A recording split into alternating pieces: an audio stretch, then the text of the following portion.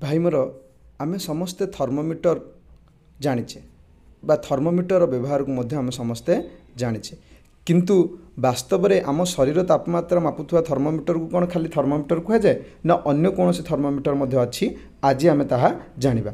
आज्ञा हाँ चलतु प्रथम देखि नवा आम शरीर तापमात्रा मापुवा थर्मोमीटर को आमे वास्तव में केवल थर्मोमीटर न कही क्लिनिकल थर्मोमीटर बोली कही था।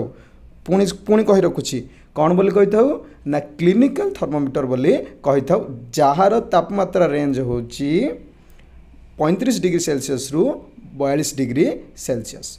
नेक्स्ट आमे आउ एक थर्मोमीटर को आम लाइफ रे बारंबार व्यवहार करथाउ ताहा होची साइंस लैबोरेटरी व्यवहार करा जाउथवा थर्मोमीटर एक्सपेरिमेंट पाई बोली सेही थर्मोमीटर को आमे कही थाउ लैबोरेटरी थर्मोमीटर जार तापमात्रा मापिबार रेंज होची -10 degree Celsius to 110 degree Celsius तापमात्रा जाए मापिबारे।